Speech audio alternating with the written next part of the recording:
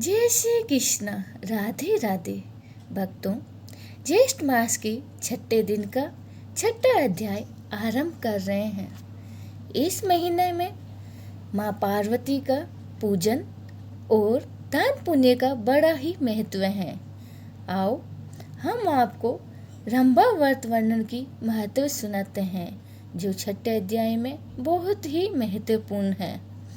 पार्वती जी कहने लगी कि हे प्रभु, इस व्रत का पुण्य का फल क्या है और किसी ने पहले त्रेता युग में इसको पूर्ण होने के लिए किसने किया था, आप हमें विस्तार से बताइए।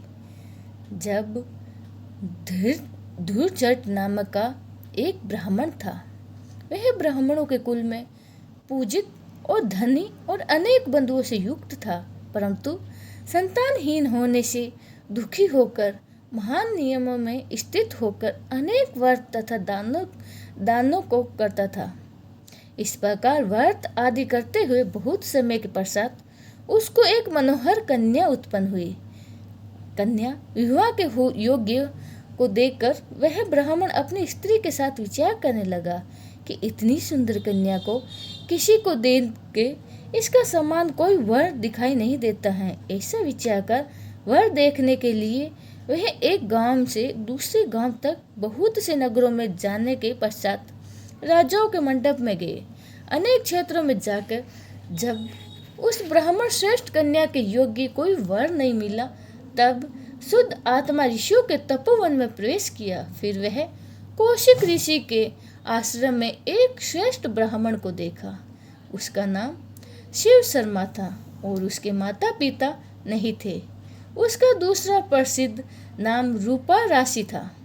समस्त भूमंडल में उसके जैसा रूपवान और कोई नहीं था। इसी कारण से ऋषियों ने उसका नाम रूप राशि रख दिया था।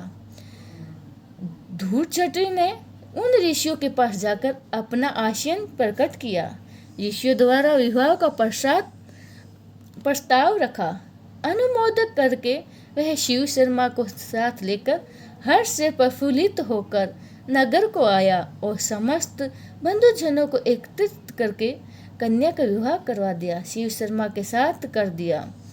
पास ही रहने के लिए उनको घर दिया, गोवर्धन और अनेक प्रकार के भेंट दिए तथा दूसरे ब्राह्मणों को भी बहुत सी दक्षिणा दी। शिव शर्मा सहित सुशीला और गुणवती के साथ परपंच जनित पूर्व सुख का आनंद करने लगे। इसके बहुत समय पश्चात काल से प्रेरित वह शिव शर्मा ब्राह्मण समिधा के निमित्त वन में को गया और वन में एक वृक्ष की छाया में जाकर बैठ गया। उसी समय शिव शर्मा को एक अजगर आकर निगल गया और किसी ने भी इस कार्य को नहीं देखा तथा सूर्य देव भी अस्त हो गए थे। सूर्य अस्त होने के पश्चात सास ससुर और स्त्री ने सेवकों के साथ लेकर मसाल जलाकर उस वन में समस्त जगहों पे उसे देखा और सारी रात्रि खोजती हुई रही तथा सूर्य उदय होने पर भी जब शिव शर्मा नहीं मिला तो वे निराश होकर दुखी होकर अपने घर चले आए।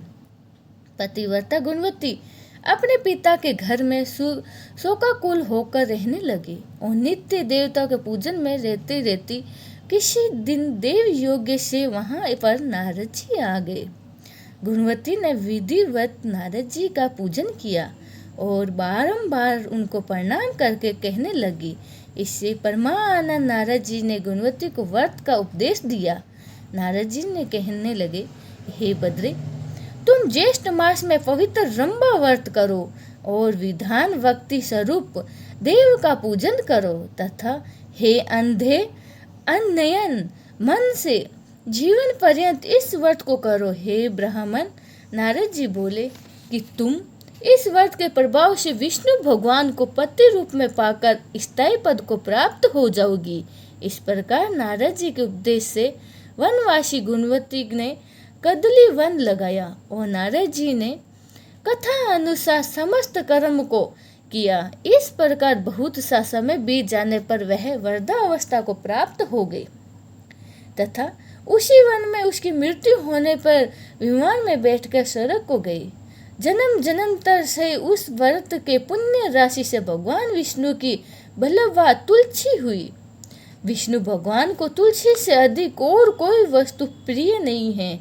हे ब्राह्मणों, इसी व्रत को श्री शिव जी की आज्ञा से पार्वती जी ने किया था और इसी व्रत को प्रभाव से पार्वती जी ने शिव जी को अति प्रिय हुई। श्री सनक जी के इस ज्येष्ठ मास के श्रेष्ठ महात्म को सुनकर प्रसन्न होकर ब्रह्म ऋषियों ने पुष्पों की माला तथा भूषणों से श्री सनक जी का पूजन किया, जो सनक जी पार्वती जी के आनंद कंद और 6 मुखों को धारण करने वाला है। बोलिए श्री पार्वती मैया की जय हो। इति श्री ज्येष्ठ मास महात्म रंभा व्रत महत्म वर्णनम 6वां अध्याय समाप्तम।